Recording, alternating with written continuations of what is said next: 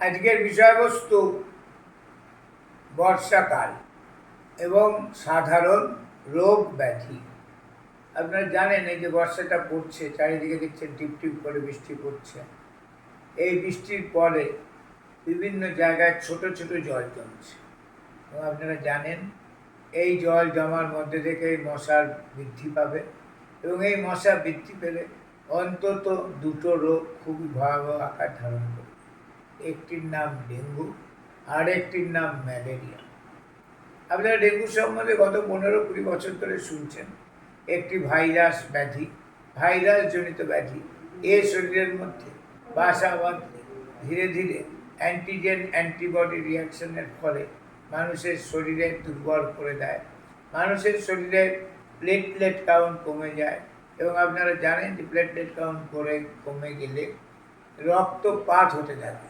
সেই রক্তপাত শরীরের উপরে চামড়ার তলায় হতে পারে, ভেতরে হতে পারে, হৃৎপিণ্ডে হতে পারে এবং এই থেকে মানুষের মৃত্যু পর্যন্ত হতে পারে। তাই আমাদের প্রথমেই সতর্কতা হচ্ছে ডেঙ্গু।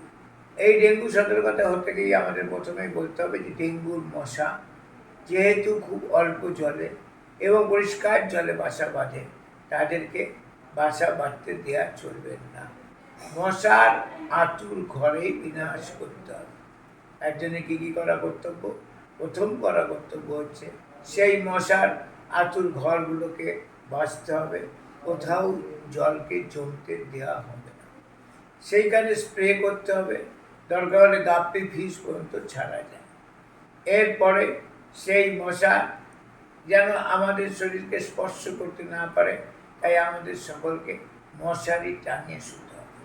এরপরে কথা হচ্ছে এত সত্ত্বেও যদি জ্বর এসে যায় তাহলে কিসের জ্বর জানার জন্য 3 দিনের মধ্যেই ডেঙ্গু টেস্ট করা উচিত। 3 থেকে 5 দিনের মধ্যে ডেঙ্গু টেস্ট পজিটিভ আমরা যদি করে দিতে পারি, যদি ধরতে পারি, তাহলে জ্বর, ফল এবং প্যারাসিটামল এই সামান্য কটি ওষুধ দিয়েই আমাদের সেরে যেতে পারে। কিন্তু মনে রাখতে হবে প্লেটলেট কাউন্টটা দেখা উচিত। প্লেটলেট কাউন্ট যদি 40,000 30,000-এর কমে নেমে যায় তাহলে সঙ্গে সঙ্গে হসপিটালে ভর্তি করতে হবে। তাই আমরা বলি বর্ষা, ছোটো ছোটো বর্ষা শুনতে হয়তো ভালো লাগছে, টিপ টিপ করে বৃষ্টি পড়ছে, কিন্তু এর মধ্যে থেকে আমরা জানি যে ডেঙ্গুর মশা ভয়াবহ আকার ধারণ করতে পারে।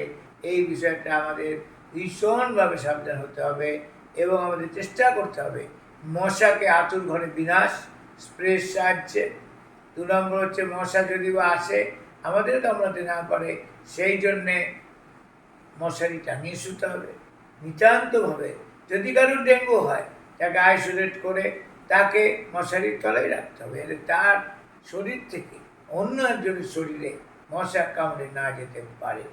ডেঙ্গু হয়েছে জেনে যদি কেউ চায়ের দোকানে এদিক ওদিক ঘুরে বেড়ায়, সেটা প্রচণ্ড অন্যায় কাজ হবে। সুতরাং আমাদের উচিত যার ডেঙ্গু হয়েছে তাকে ঘরের মধ্যে রাখা এবং মশারির তলায় রাখা। ডেঙ্গুর পাশাপাশি আরেকটা রোগ হয়, তার নাম ম্যালেরিয়া। সেটার থেকে যদি ব্রেন ম্যালেরিয়া হয়ে গেলে সেটা ডেঞ্জারাস হয়ে যায়। সে বিষয়ে আমাদের সজাগ থাকতে হবে। ডেঙ্গুর থেকেও ম্যালেরিয়া আগে প্রচণ্ড হতো, কিন্তু আমাদের ম্যালেরিয়ার নিরোধক প্রচুর প্রক্রিয়ার ফলে আমরা এখন ম্যালেরিয়াকে খানিকটা হলেও কন্ট্রোল করতে পেরেছি। অ্যানোফিলিস দিয়ে যে মশা কামড়ায়, অ্যানোফিলিস মশা দিয়ে আমাদের ব্রেন ম্যালেরিয়ার ফ্যালসিপেরাম ম্যালেরিয়া হয়, যেইটা আমাদের শরীরে ব্রেনকে এফেক্ট করতে পারে এবং ব্রেন ফিভার অত্যন্ত কঠিন ফিভার। এই ব্রেন ফিভারের ফলেও মানুষের মৃত্যু হতে পারে। সে একই কথা, মশারিটা নিয়ে শুতে হবে, রক্ত পরীক্ষা করতে হবে, প্রয়োজনে ওষুধের সুব্যবস্থা আছে। ম্যালেরিয়া ওষুধ আছে, ম্যালেরিয়া বন্ধ করার ওষুধ আছে। সেই ওষুধ সরকারি স্তরে বিনা পয়সায় দেওয়া হয় এবং সেই ওষুধগুলি অবশ্যই যেন আমরা গ্রহণ করি। এই হলো ম্যালেরিয়া, ডেঙ্গু ম্যালেরিয়ার কথা। এছাড়া জল দূষিত হয়ে যায়, সেইখানেও আমাদের সজাগ থাকতে হবে যেন কোনো রকমের পেট খারাপ বৃদ্ধি না পায়। সেই জন্য জল ফুটিয়ে খাবো আমরা, পরিষ্কার জল খাবো আমরা। তাই বর্ষা যেরকম আমাদের কৃষিকার্যে সাহায্য করবে, এই বর্ষা আমাদের শরীরেও যেন কোনো খারাপ জিনিস না আনতে পারে সে বিষয়ে আমাদের ভীষণভাবে নজর রাখতে হবে। আশা করি আমার এই ক্ষুদ্র কথাগুলি আপনারা মনে রাখবেন।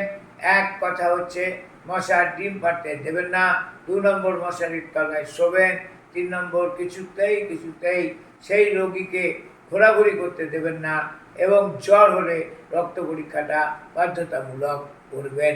ধন্যবাদ।